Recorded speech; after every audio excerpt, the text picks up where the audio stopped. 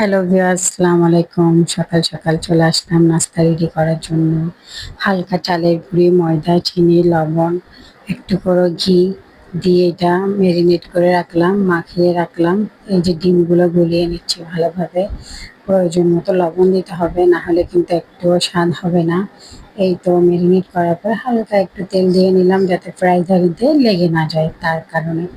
এই যে সকালের নাস্তা রেডি করব এখন। আপনারা কে কি করতেছেন? আসলে মেয়ে মানুষের তো কাজ ছাড়া কোনো কথাই নাই। যখনই ফ্রি থাকো তখন মোবাইল ধরে একটু দেখো, তাও শুনতে হবে কি করো, সারাদিন কি মোবাইল দেখো, সেটা শুনতে হবে। আসলে তারা যে বুঝে না যে মেয়ে মানুষের যে কত কাজ।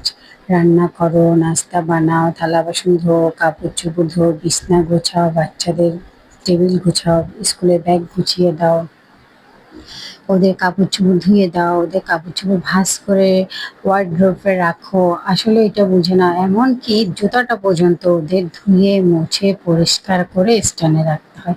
তারপরও যদি শুনতে হয় বেটা মানুষের কাছে মেয়ে মানুষকে, করোটা কি? সারাদিন করোটা কি?